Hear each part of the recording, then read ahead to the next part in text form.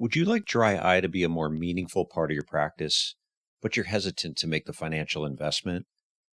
In this episode with Dr. Shane Swatts of Eastern Virginia Eye Associates and Riley Azevedo, Marketing Manager at Science Based Health, the focus is on helping practice owners develop successful dry eye specialties without significant upfront investments.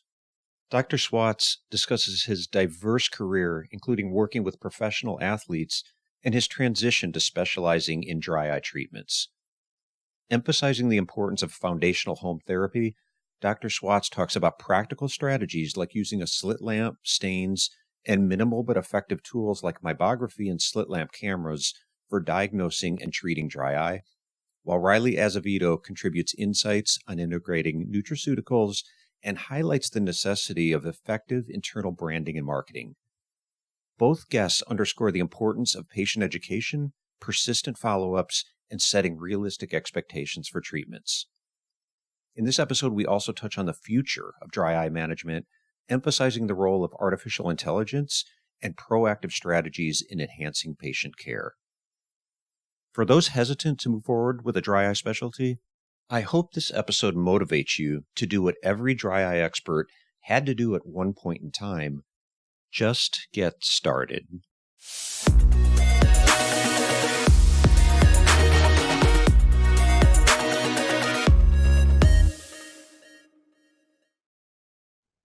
Hi, welcome to another episode of I Own a Business, where we focus on helping practice owners grow the practice of their dreams. I'm your host, Dr. Steve Vargo, and I have with me Dr. Shane Swatts, who is owner of Eastern Virginia Eye Associates and OD Immersion, and also Riley Azevedo, if I'm saying that correct, marketing manager of Science Based Health. So hello to both of you. Hey, Steve. Hey. Thanks for having us on. We appreciate it. Yeah, happy to be here. Great to have you both. So what I normally do in this spot is I read a quick bio, but sometimes I flip the script and nobody knows more about themselves than themselves. So I'm just going to ask you guys to give a little background on yourself and your roles. And Dr. Swatts, we'll start with you. Sure. So I have a practice in Virginia, Chesapeake, Virginia, just outside of Virginia Beach. It's called Eastern Virginia Eye Associates. And we are a 5-doctor practice. We provide full scope care. And part of our practice is dry eye, which we call our specialty clinic. So here we do dry eyes, advanced dry eye, IPL, RF, and a lot of aesthetics. We have a PA who comes in and does injections. And the other thing I spend a lot of time on is what is called OD Immersion, and that is an advising group where we help doctors simplify the process of integrating and implementing advanced ocular surface disease treatments. And I think you left out one of the more interesting parts of your bio, maybe humbly so, but I have to ask, you have some experience working with the NFL and also traveling overseas to perform what you call intense vision and perceptual testing on professional athletes. So I have to ask about that. Tell me a little bit about that. Well, when we graduated from school, we went to DC and joined with a doctor who has since passed. His name is Dr. Wax, and he was the Redskins football coach, or sorry, eye doctor. But he also had a lot of connections with the combines. So we got to go to the combines and do vision testing.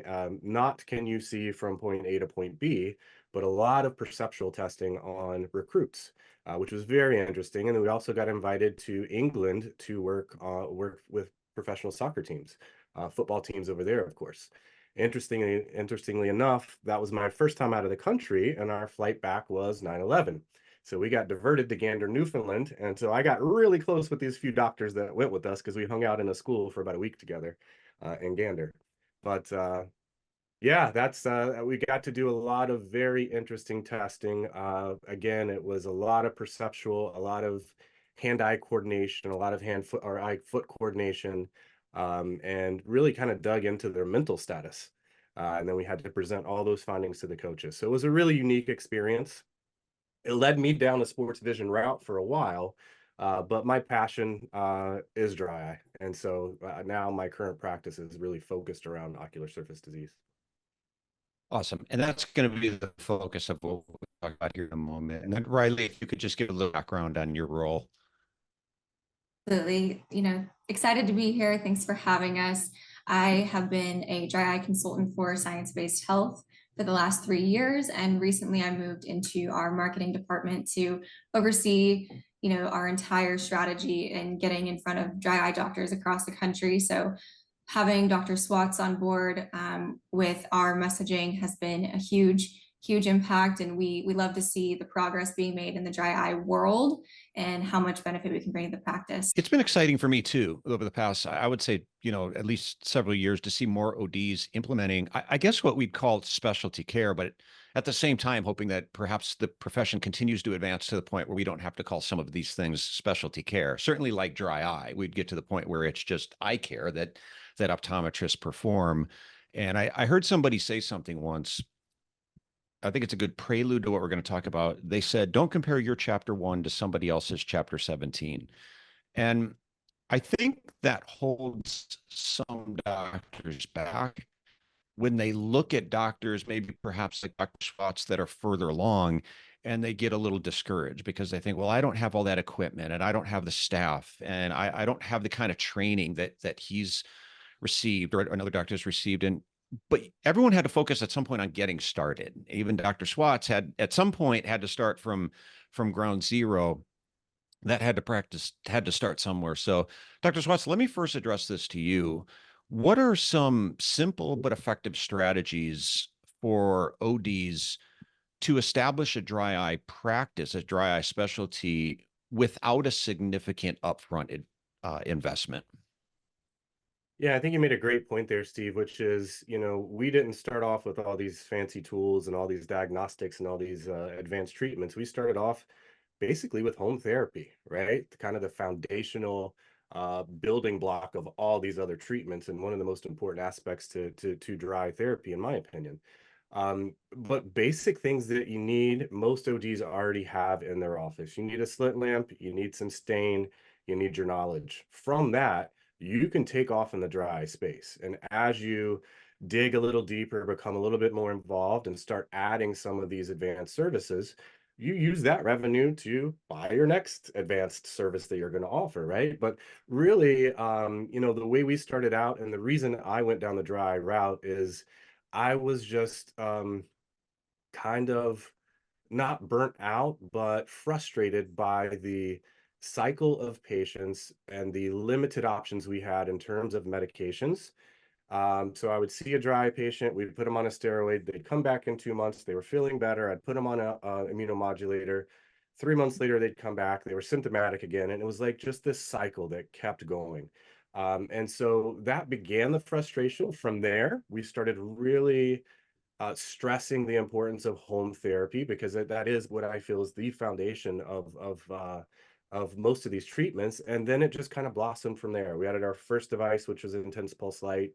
From there, it grew. And as you start adding these devices, you learn a lot more about how dry eye is really a skin gland disease that happens to impact the surface of the eyeball. And it is not so much an eyeball specific disease. And a lot of what we had been treating in the past were the manifestations of a bigger underlying cause. And so what I've learned over the years is, when I see that keratitis there, I'm not as concerned about the keratitis. I want to know, where is this coming from? What is the underlying cause? Well, and that goes through the whole body. Autoimmune, post-surgical, all these different things that play a role in this multifactorial process. But to go back to your original question, really, you don't need much. I would say the two most powerful tools that we have for conversion in the dry eye space is meibography and a slit lamp camera. Those are the two most important tools we have. Do you have to have those to be successful? Absolutely not. Again, ODs have the knowledge. We have our microscopes, our slit lamps, and we have stain where we can grade things. And we have our fingertip where we can press on the glands and see what kind of oils are coming out, right? So really, everyone has what they need.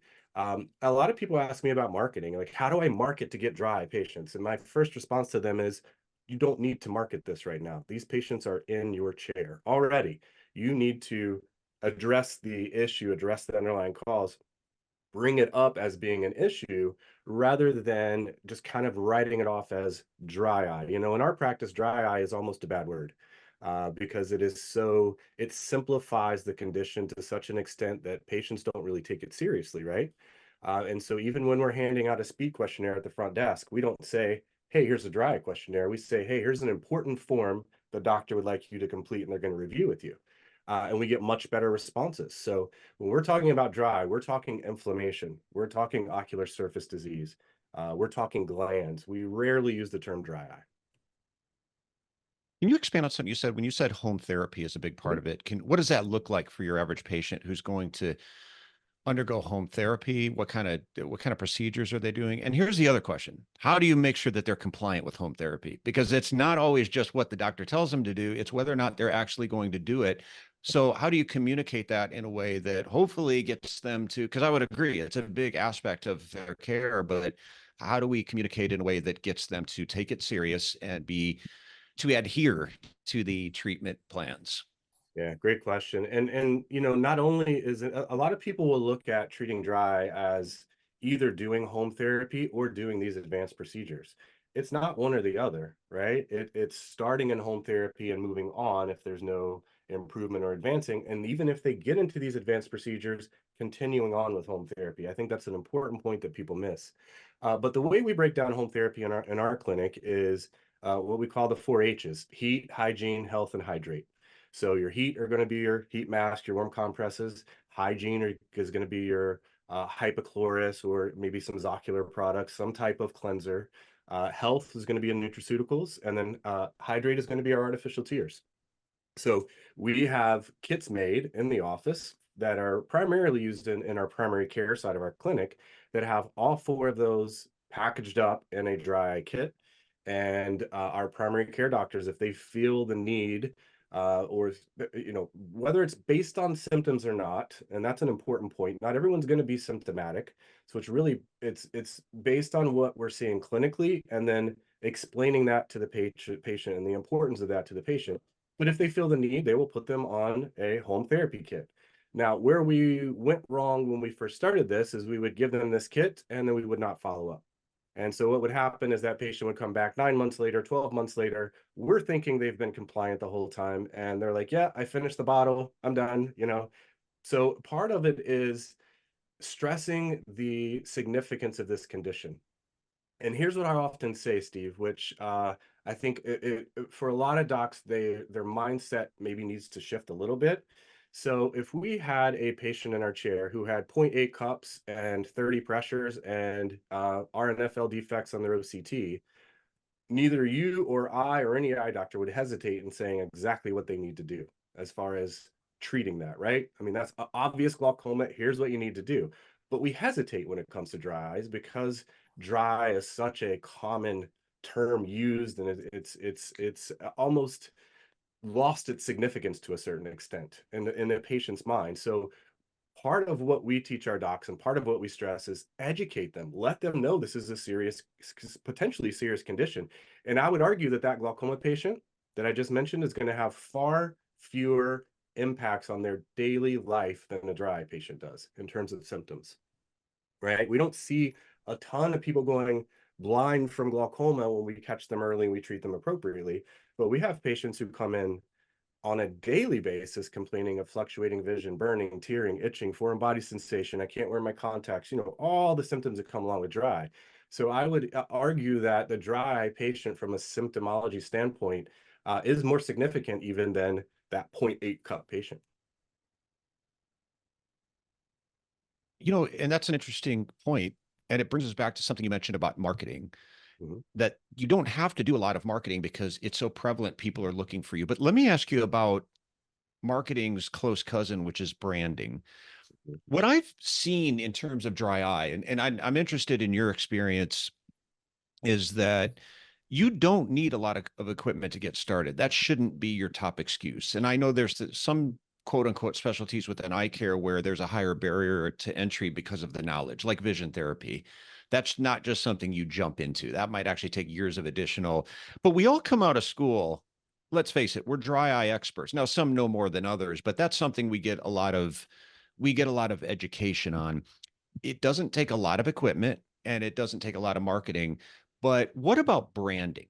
If the fact that people are looking for somebody in their community to help them with their dry eye, but yet becoming that doctor that people recognize as the dry eye guy, the dry eye person that they want to go to. Is there an aspect of branding that has helped you? Because that you want to be on the forefront of people's mind, right? When they think of dry eye, that you're the one that they're going to come to, even without necessarily having to do any marketing. I agree. Branding's important, and it takes one of the I think meaningful stats out there is it takes a patient on average visiting 3.2 different doctors before they find relief for their dry eyes. So I want to be out there, not necessarily marketing, but internally in our office. When you walk in our office, you're going to see more dry products than you're going to see glasses. At the front desk, we have home therapy kits. We have information about dry eyes. On the TV, we have information about autoimmune disease and ocular surface disease and some of our treatments. In our exam rooms, on the walls, and what runs on the kind of screensaver, dry eye information, right? So internally, there's a lot you can do so that when a patient walks in the office, they're immediately understanding that you're a dry eye person, right? So it's become top of mind as soon as they walk in the office. Externally, it is education, letting a lot of the primary care doctors know, letting a lot of the rheumatologists know, letting a lot of the even ophthalmologists, right? Optometry has really taken the lead on some of these advanced procedures. When we're talking about IPL and RF, optometry has done an amazing job at leading the pack on that. So we actually get referrals now from ophthalmology. We get referrals from dermatology. So a lot of it is educating them on the impact of dry eye and that you have not necessarily the equipment, but the means and the knowledge to address this, and not only address it superficially, but address the underlying cause. Yeah, I love that approach and catching them right when they walk in, because I think that starts to pique the curiosity and get the questions going, right? Ideally, you'd like them walking into your office and having questions from something they already saw versus you feeling like you've got to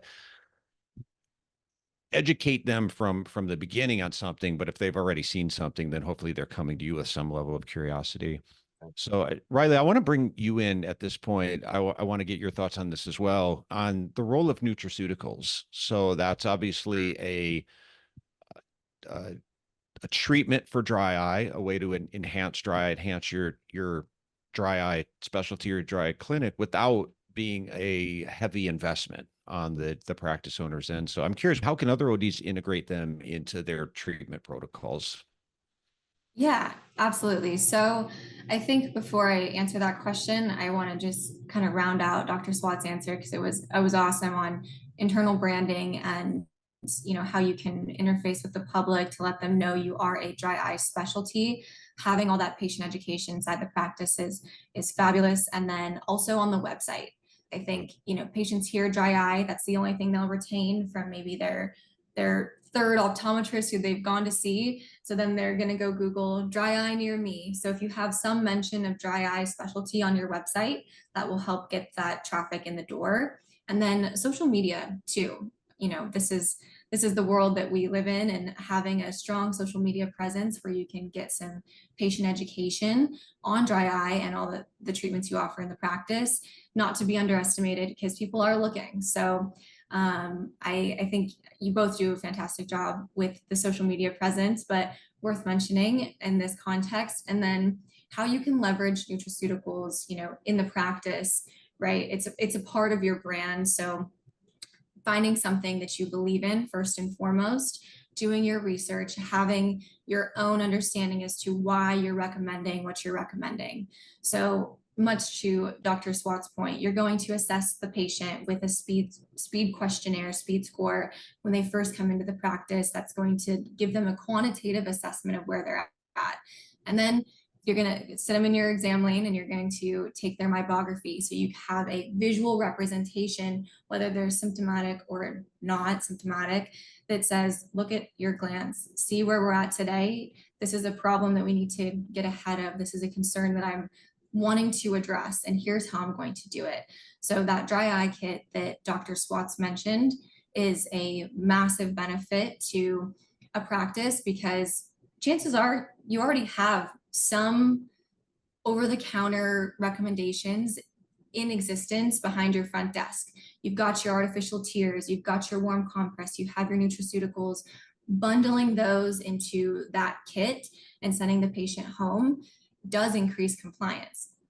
So within the actual practice and having success with bringing on a nutraceutical, if you've never had one before, you want to assign a practice champion. Typically, it's going to be your office manager or the person at your front desk who does the handoff. You tell them all about the products you want them to go home with in the exam lane, and then you walk them up to the front desk, and you need to have that education on your products.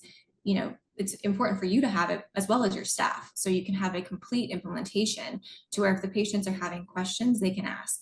And then when that handoff happens, you get this strong endorsement you get a second endorsement where they are feeling super confident in what you send them home with, and you're scheduling a follow-up. So I think a question that I get asked often is, I have this fabulous kit, this great dry eye home treatment available to these patients, but I can't get them to come back and continue. How can I do that? So the meibography, showing them where they're at, that's going to be huge. That speed score, also really, really important. And then making sure you're scheduling those follow-ups so that you can continue to address that care. And I think one of my favorite quotes that I've heard within the dry eye space is, you can't cure dry eye in one visit, but you can start.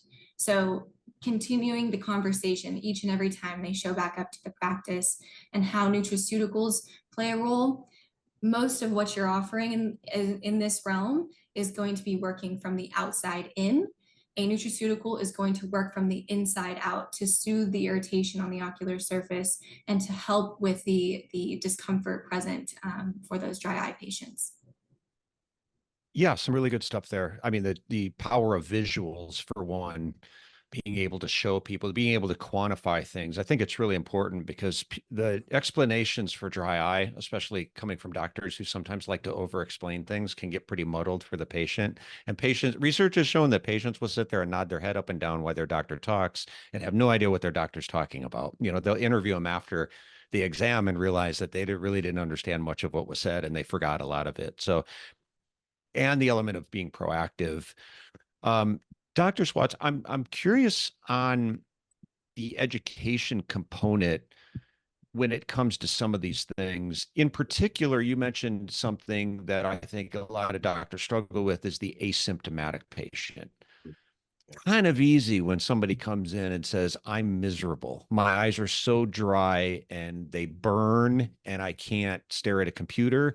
It's keeping me up at night and they're red. I hate it. Fix me. That's kind of the easy patient versus the one that comes in and you see signs of dry eye and you almost expect them to have more problems, but they don't. How do you communicate to that patient in a way that gets them to understand the condition, but also take it serious?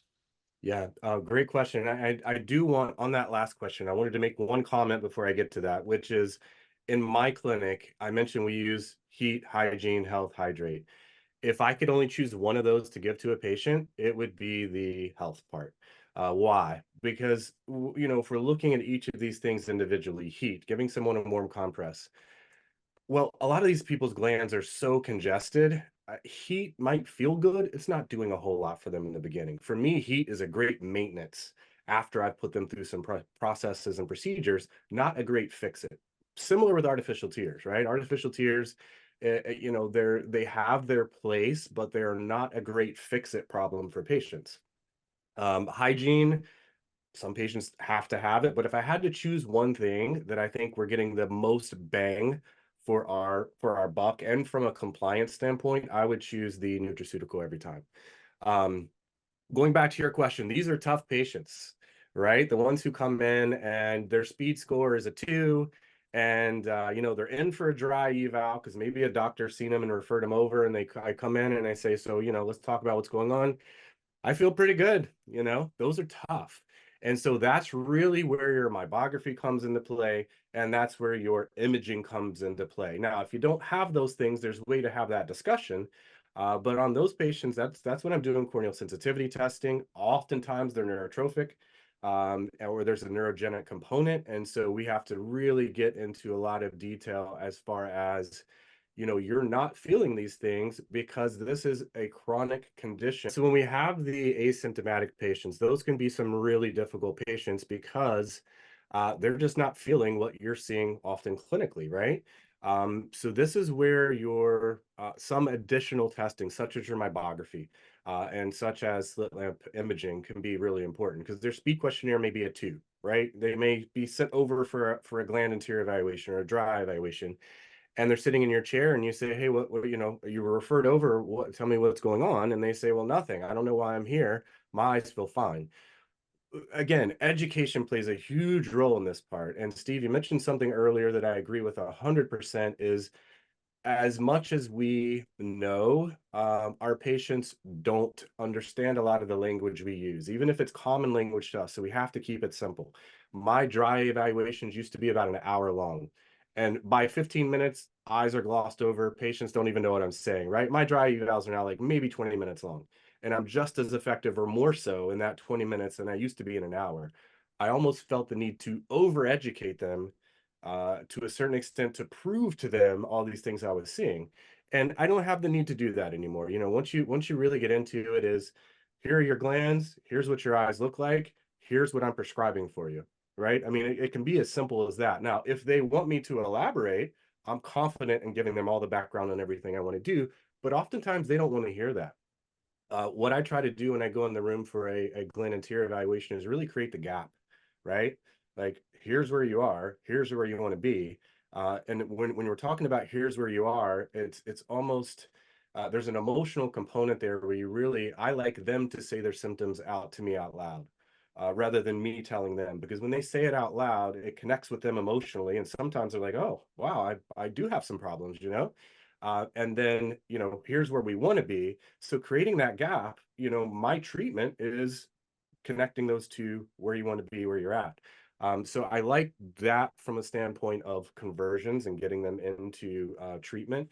But for the asymptomatic patient, it can be difficult. And I will do some additional testing. I'll do sensitivity testing and explain to them, as I'm putting this cotton wisp on the front of their eyes and they're not feeling a thing, you should be jumping back in the chair right now. You obviously, this is a chronic condition. This is not brand new for you. This has been here for a while. You have nerve damage, and so we have a lot of work to do to get you to where you want to be. And that's going to be a rocky road because you may become more symptomatic before you become asymptomatic again. They're tough patients, but again, I think what it boils down to is education for those particular patients, and they may take a little bit more time. And those are the ones that I put for sure on home therapy. Everyone who comes through our dry clinic gets on foundational home therapy, period. But those are the ones that I will move into advanced treatments sooner. Yeah, two really good points there. One is, as someone who writes and speaks on the topic of patient communication, that emotional component is really huge. I coach some sales teams even within our own company, and one of the things I try to impress upon them, where sometimes it feels like they might be trying to over explain a product, I say people don't buy things because someone else told them to. Most of the time we're buying something is because we convinced ourselves it's a good idea, which is usually driven more by how we feel about something. And so being able to draw that contrast between now and the future, I think, is a great way to approach the non or the asymptomatic patients, and also just the reality. And I think this is something we need to unlearn from school. In all fairness, maybe this was the right way to teach us, but in school, we almost got rewarded for the amount of information that we shared. And we would Correct. go and we would educate forever. Remember when we were third years, we did 3-hour exams? Absolutely. Those poor patients, those poor patients. And then we'd get in trouble if we didn't explain everything. We'd go present to the doctor and they'd say, did you talk about this? Did you go over these side effects? Talk about these treatment options? We'll get back in there and do it. And you got to balance that with the reality that people are going to forget about 90% of new information that they're exposed to. So there Yeah. you go. You spend an hour. I tell doctors, don't take my word for it. Have them come back a few days later and ask them how much they remember. And you'll find out for yourself how little that actually is. But I do think, as a good point there, you really do have to speak to the kind of the croc brain, right? The emotional component, and get their thumbs up on that Mhm. internally before you move to that prefrontal cortex decision making part. Because if you jump straight there and you give them too much information, they're glossed over, and they've already decided 10 minutes into it, you may be not that you're a threat to them, but emotionally you may be a bit of a threat to them, right? Because they don't understand. So before we nerd out too much on neurology, Yeah. you're right. It's the frontal prefrontal cortex is more the thinking side of the brain and is absolutely fantastic at things like planning and analyzing, but it's really bad at making decisions. And that's where the thinking side of the brain usually defers to the emotional side of the brain. And not, what if you believe the research, and I do, 95% of our decisions are based more on emotion than logic. So lead with that. Get their buy-in more on trying to get them to feel differently about an outcome versus trying to get them to think differently. And I think that's what help a lot of doctors who feel like they're banging their head against the wall all the time, talking to patients and giving them FDA studies and research and logic and having the patient not do it. Man, connect on emotion and understand what's important to them. And I think you'll have much more success. Yeah. So I want to stay on that topic just for a minute on nutraceuticals. How do you, there's a lot of options out there Mhm. available to ODs. How would you recommend somebody determine which products to offer in their practice? Yeah, I think there's a lot of good products out there, and they all have their kind of unique advantages. What I'm looking for, I've always been a fan of GLA, and how it actually kind of activates the EPA and DHA, and ALA. So, if we go through all these different products, um, some are more bioavailable, right? Some are using reesterified triglycerides. There's all these different options out there. And I think doctors can sometimes get analysis paralysis on this. We see this in the advising space. We'll tell a doctor you need to decide on a nutraceutical. They go and read all the studies. And so we break it down into, look, what's going to be the most complete for your patient that has studies backing it, where if your patient wants to go and actually find information, it's easily accessible. And for us, that's why we've kind of leaned a lot on Hydroise over the years, is I can go to their website now, read the studies, read all the information that I need to know about it, which some of these patients really want to know. Um, Also, there are, I don't know that there's a lot of other products out there with GLA. I think there'd be maybe one other, but what we have to look at with GLA too is the source of the GLA, right? Because some of these other products, it's sourced from evening primrose as opposed to black currant, and the percentage of that GLA in the product is a much lower percentage. I think it's around 8% maybe, as opposed to like 20% with a hydro eye. Um, the one thing about Hydro Eye that some doctors have to overcome is it's 4 pills a day, right? And so some patients are like, well, I'm already on 8 different pills. It's explaining the importance of it. That's really it. It's no different than doctors kind of avoiding using Truvia because the patient's going to sneeze. If they know they're going to sneeze, then they're okay with it, right? But a lot of doctors won't prescribe it for that reason. If you simply have a conversation of this is important enough for me to be prescribing it to you, that I believe it's going to be beneficial in your overall treatment plan, then typically patients do it without issue. Riley, Yeah. can I ask you about marketing? You gave a very good summary of a lot of different options that are available to ODs to market dry eye in general.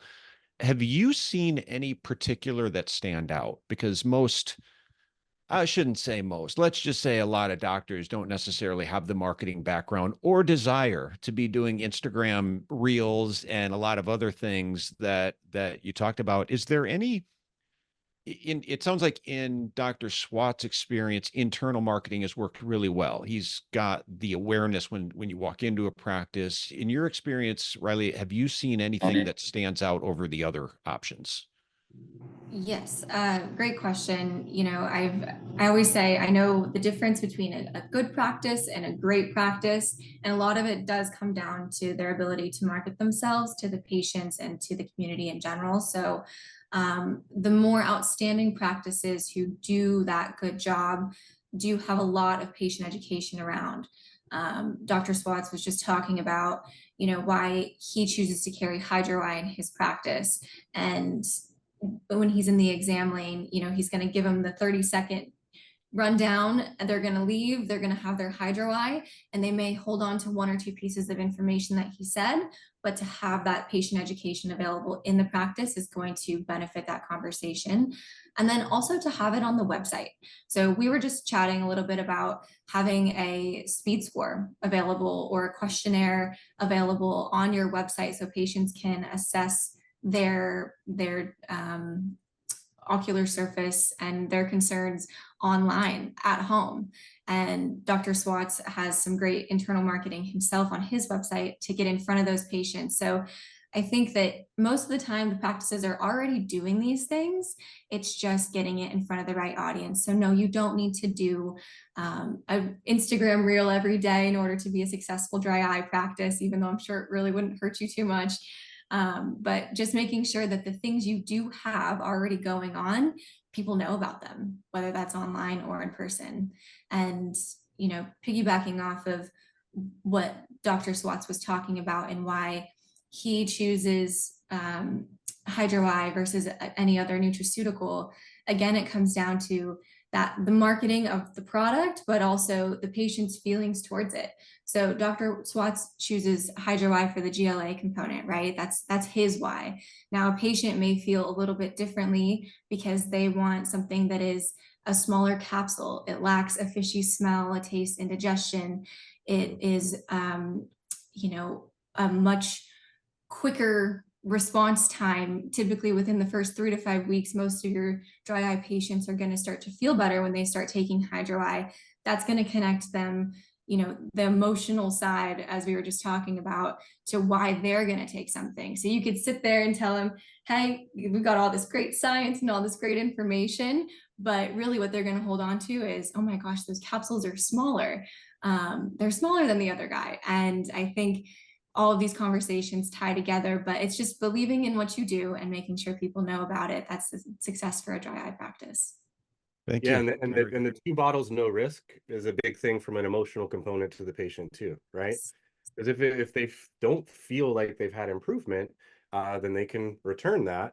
I have, in all the years of using it, maybe had 1 or 2 people actually return it. So I think it's great from an emotional standpoint for the patient to hear that. But if we are doing things the right way, treating them, then they have no reason to return it. They should be doing better off. And I Yes. think with a lot of marketing, it's experimentation too, and finding what works for you and your market. I was just reading a thread on one of the social media groups, and somebody was talking about how Google ads was such a waste of time. And then somebody else jumps in and says, are you kidding me? That's like, it turned around my practice. So finding what works for you and doubling down on it, because you probably don't have the time, maybe not the desire, unless you've got somebody in-house or you really enjoy doing it. Optometry practices don't necessarily have a marketing department. So, you know, finding the things that really work for you and keep doing them can be beneficial. And just a couple more questions here. And I'm sorry, go ahead, Riley. Oh, I just wanted to add on to that really quickly too. So the optometry community is super tight knit, right? Everybody's trying to help each other out. It's almost familial in the way that we handle business. And I love that. It's one of my favorite parts of working with eye doctors.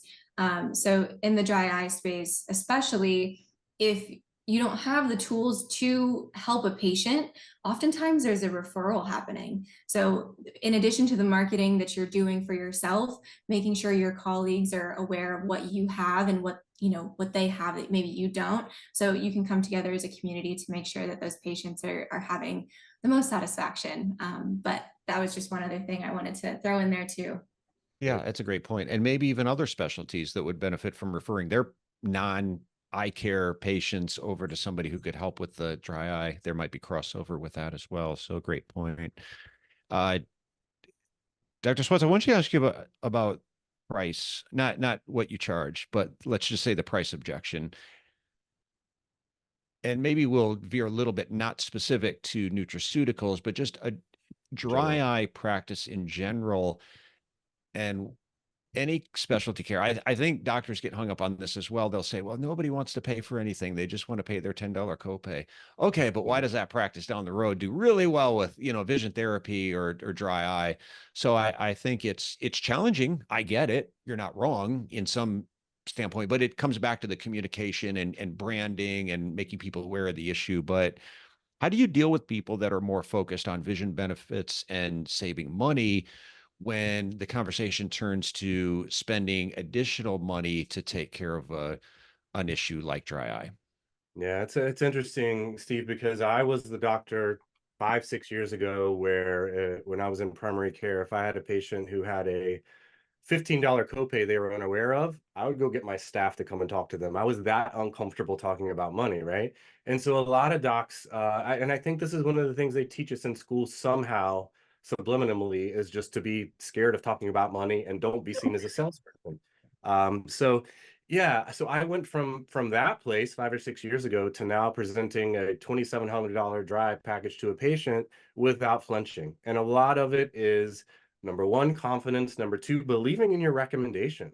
I mean, if this patient has a problem and you feel you have the best solution to that problem, presenting it, you should never be ashamed of or back off of or apologize for. Present it, and they then have to make a decision, right? I trust this person. I believe in this treatment. I'm gonna go through with it or I'm not. Oftentimes, when we hear no's from some of these advanced treatments, it's not a no for good. It's a no for right now because we didn't do a good enough job at educating them. Usually those patients come back around. Maybe it's the second follow-up, maybe it's the third follow-up where we get to talk a little bit more, maybe touch a little bit more on the emotional component. But if they have a problem that necessitates advanced treatment, then just like we would with that glaucoma patient I referred to earlier, if you may, price is different, of course, but you would still be making the same strong recommendation. And so I almost feel like I'm shorting the patient if I don't make that recommendation because I've seen the outcomes of these treatments. I know the power, and I know that we can get them moving in the right direction. So if I don't recommend it, I now feel bad as opposed to feeling like a salesperson. I don't feel like a salesperson. I recommend it, I prescribe it. And if they can't do it, I don't say, sorry, go somewhere else. We notch it down a level and move it to something that is in their price range. I do let them know this is going to be a longer route. It's going to be more work on your part. So I'm realistic with them, but I don't have an issue, and I don't think this is an optometry problem. If I'm being honest, part of what I have done in the past for a laser company is I was on tour with them. I toured in aesthetics, and I would lecture to derms and plastics and estheticians. And I would have derms and plastics come up to me after the lecture and say, "Well, how do you present a fee that's that high?" And immediately I realized, like, this isn't an eye doctor problem. This is a personal problem for each of us, and we have to get over it simply by believing in ourselves, believing in our treatment, and having confidence in our recommendation. Yeah, and I think that's a big problem with the way we approach this. It's a mindset thing because I Yeah, when it comes to objections, I think a lot of times it's the issue is not overcoming the objection, it's preventing the objection. wow. So I think if you've listened to this and paid attention and taken some notes, a lot of the things that you've talked about are about effectively presenting the solution to a patient. Now, you're not going to have 100% buy-in, of course, but have getting to that point at the end where you've got the patient at least seriously considering it. Yeah. And at that point, you have done what you needed to do to hopefully prevent an objection. When you get to the end, you're always going to get the notice once in a while, sometimes more than once in a while. But if you're getting it all the time, I completely agree. I think you have to reevaluate how you're presenting it Mhm. to the patient. And some of the things that we talked about, are you talking too much? Are you confusing them? Are you not focusing are you focusing more on logic and putting a bunch of studies in front of them versus trying to understand what it's actually how it's making them feel and being able to connect emotionally. So there's a lot of things you could change about the presentation that would probably make you a lot more effective in getting more people to say yes to a treatment like this. Yeah, one thing I want to comment on here too is patient expectations. I think this is a huge, huge, huge thing that we have to be sure that we as the doctors expectations for this patient are aligned with theirs, because in my mind when I'm examining a patient, I want to decrease pro-inflammatory mediators, I want to get rid of keratitis, I want to break obstructions. Patients don't care about that. They want to wear their contacts longer, right? They want to decrease tearing. And so what we do in our practice is we actually get health goals for our patients. When somebody's starting a dry eye treatment program, we will get 1 or 2 health goals, which is basically to them, what does a successful treatment look like? Because we could do a home run on 90% of their symptoms. They show up to a follow-up and have all these new symptoms and they think we did nothing. So we get a couple health goals, and each visit they come in for a treatment, instead of saying, hey, how are the eyes feeling, right? Very open-ended question they could answer in any way. We look at their treatment goals and we go in and we say, hey, how's the tearing? So we can gauge throughout the treatment process what that follow-up is going to look like. Are they going to need maintenance? If so, how much maintenance are they going to need? Do we need to adjust our treatment? So I think setting those expectations and being realistic with patients. I mean, with things like intense pulse light, there's a lot, which is a common treatment, as you both know. A lot of reps would have you believe you do 4 treatments and that patient's golden, right? Oftentimes not the case. So judging that entering severity level, if I have a perimenopausal 60-year-old post-LASIK autoimmune patient, without looking at their eyes, they're severe. Those first 4 treatments are going to start moving them in the right direction, but they're going to require much more than that. Home therapy is going to be imperative in their case, right? And so I think setting those expectations from the beginning, not overpromising, but being realistic with them. I think that's really the key. Education and just be on the same page with them. If I look at someone's glands, for example, and they're 60% gland loss, I don't say, I'm sorry, ma'am, you have 60% gland loss. I'm saying, oh my, you like that's something we really need to take care of. I'm letting them know my emotional state as well, Mhm. so that they get it. Yeah. I want to close out with a question, and I'll start with you, Dr. Swatts, on the future. And so a lot of things we talked about are right now, and I'm sure you've given thought to what does the world look like? I think any business owner is always looking out at the horizon and saying what's coming. And so I'm curious your thoughts on what market trends you envision around dry eye management, and how can ODs stay ahead of the curve to meet what we might consider evolving patient needs and expectations. So I ask you to, pull out the globe and look at the future, look at the future there, and tell us what you think. And then Riley, I'm going to ask you for your thoughts more from a marketing standpoint, since you have that background. But Dr. Swatts. Yeah, that's a tough one, Steve. I mean, the first thing that comes to mind is AI, of course, with Me everything too. going on in healthcare. Yeah. And I was just reading some AI articles this morning on just some unbelievable. I've been doing AI. I use it every day. I use it for everything I do, right? But there's still so much potential with it. In the dry space, we've had a few years of just amazing new products. We have Mibo, we have Trevia, we have Xdemvy, we have all these new things. So, looking into the future, it's really hard to say. I thought IPL was just absolutely amazing when it came out. I still do. And now we have LLT, and now we have radio frequency that's entered in. We have new amniotic membranes coming that are cryopreserved, that don't have the rim around them. They're not the huge things that go in people's eyes. Um, I wish I could say, but with more precision and more knowledge on this, but I'm just excited at how AI is ultimately going to impact. And I think the practices that are going to survive in the future have to be on board with some of these AI changes. I mean, we're seeing it in retina, we're seeing it Mhm. in teleoptometry, we're seeing it all over the place. So I think there's going to be the practices that are successful who have embraced it, and the practices who kind of ignored it, don't want to understand it, and I think those are the ones that we're going to see eventually fall off to a certain extent. Yeah, it has, and we're so early. And I know it's been around a while, but since Chat GPT was Yeah. basically, that's kind of what put it on the map. I know that it was around before that, but there's so many ramifications for what it can offer.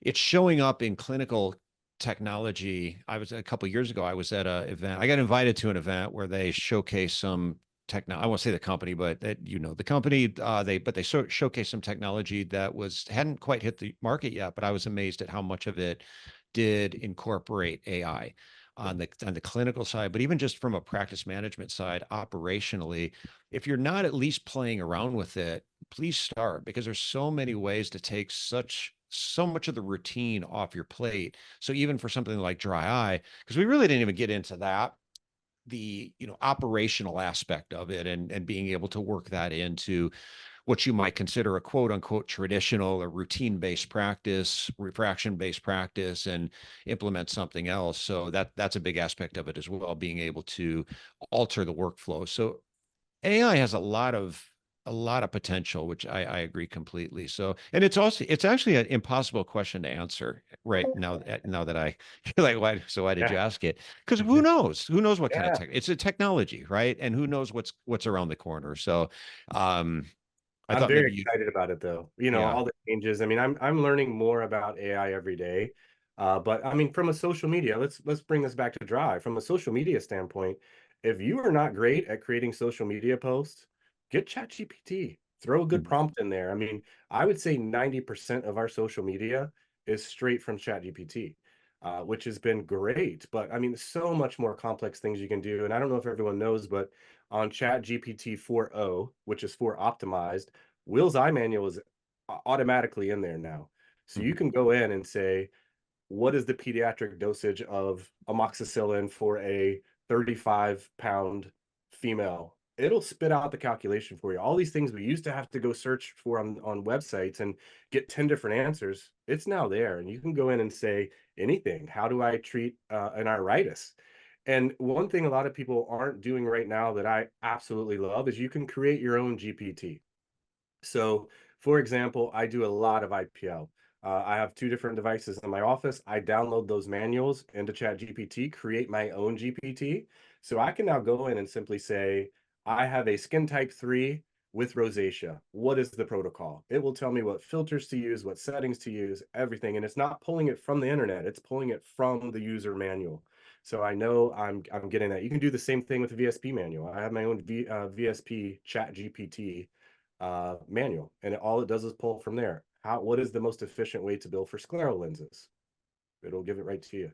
It's very user friendly. I have the same thing for ICD-10. So I have about 10 chat GPTs that are my created by me. Anyone can do it. It's not complex.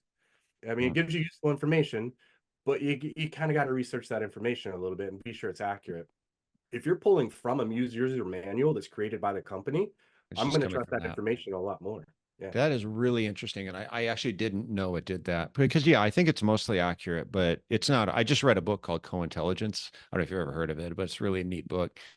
And it basically presents AI just as that, a co-intelligence. But it does talk about some instances. One was an attorney who did his research for some case studies, some cases that had taken place before and used them in trial, and they ended up all being fictitious. So it's Yeah. not always right. But yeah, when Yeah. you're pulling right from a manual and you know Yeah. that's where it's coming from, you can be a little bit more self-assured that that information is going to be Yeah. accurate. Riley, where are we going with AI and marketing and dry eye? I think we Um, fed right into your specialty. Yes, you guys did. In fact, your passion for the AI space is my inspiration for my answer to this question of where do we see the market trends going towards dry eye management? Well, I mean, as time is ticking, we are seeing a lot of younger patients, that kind of under 40 category for dry eye, and learning to look for it in the practice with a younger patient, not who you'd necessarily expect. That's going to be a huge key to success moving forward. And then, as Dr. Swatts is doing, taking a more comprehensive approach to the dry eye management. You can't just bring these patients in and refract them and hope that things are going to work out, because you're missing such a huge category of potentially their discomfort. So I would say looking at the younger generation and hoping to get ahead, take a more proactive approach to addressing their dry eye concerns, and then actually doing so in the exam lane. And of course, from a marketing perspective, just to finish it all off, I know ChatGPT can do a whole lot, but you could actually go in and build your own social media calendar. Hey, I want to grow my dry eye specialty. I want to post once every 2 weeks and I need a caption for it. And it'll generate everything. Like, you can just have it all laid out for you. So a lot of opportunity and a ton of potential with all the technology happening. Well, I want to thank you both. This has been great. It's been very insightful, both from a clinical and a marketing standpoint. So I'm really glad we had you both on. Riley, where can people find out more about science-based health? Yes. Thank you, Dr. Vargo. Thank you, Dr. Swatts. It was a pleasure to be a part of this conversation. If you guys want to learn more about Hydro-Eye and the other products we carry, www.sbh.com. That's B like boy. That houses all of our information, and you can find some great research over there. Thank you. Awesome. Well, thank you so much, Riley. Thank you, Dr. Swatts, as well. Yes, thank you for having us, Riley. Thank you for being here, and this was fun. Thank you. So thanks everyone for listening. And if you enjoyed today's episode, please subscribe to our podcast wherever you're listening, leave a review and share it with your friends and colleagues. You can follow us on Facebook, Instagram, and LinkedIn, speaking of social media. And to learn more about iDoc, you can visit our website, idoc.net. That's idoc.net, and check out the links in our show notes for some helpful resources for your practice. So thanks again to my two guests, and we'll see you next time.